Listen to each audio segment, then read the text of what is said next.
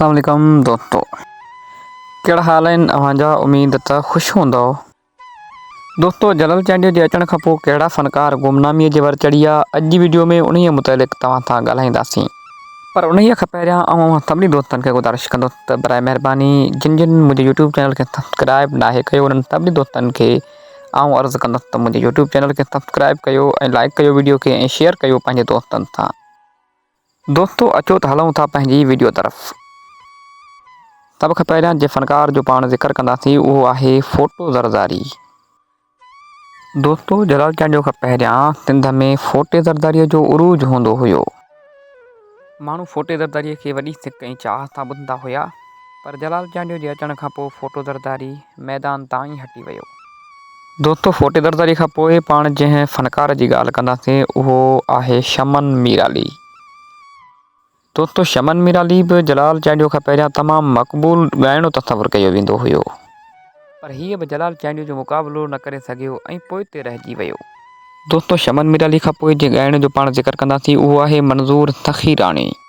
मंज़ूर सखीराणीअ बि जलाल चांडियो खां पहिरियां ॾाढो मशहूरु हूंदो हुयो, जंहिंजा गाना बि झरझंग हलंदा हुया। पर जलाल चांडियो जे अचण खां पोइ मंज़ूर सखीराणी पंहिंजा पेर टिराहिया। दोस्तों, मंज़ूर सखीराणीअ खां पोइ पाण जंहिं ॻाइण जो ज़िक्र कंदासीं उहा हुई नूर जहां। दोस्तों, इन में को बि शक न आहे त नूर जहां एशिया जी तमामु वॾी ॻाइणी हुई, पर जलाल चांडियो जे अचण खां पोइ सिंध मां नूर जहां खे बि लॾणो पियो। दोस्तों, पाण पंहिंजी वीडियो जे आख़िर में जंहिं फ़नकार जो ज़िक्र कंदासीं उहो आहे अताउल्लाह न्याज़ी। दोस्तों, अताउल्लाह न्याज़ीअ सां जलाल चांडियो जा 2-3 भेरा मुक़ाबला थिया, जिन में कॾहिं जलाल चांडियो त कॾहिं अताउल्लाह न्याज़ी मैदान मारियो।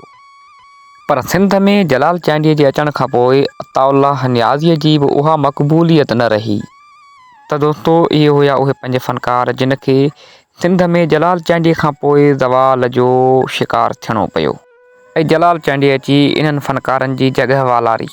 त हीअ हुई असांजे अॼु जी वीडियो। उमेद तव्हां सभिनी दोस्तनि खे पसंदि आई हूंदी। जेकॾहिं असांजी वीडियो सभिनी दोस्तनि खे पसंदि आई आहे त बराए महिरबानी असांजे यूट्यूब चैनल खे सब्सक्राइब कयो ऐं लाइक कयो असांजी वीडियो। दोस्तों, वरी मिलबो कंहिं ॿी वीडियो में, तेसिताईं मोकिलायूं था। अल्लाह निगहबान।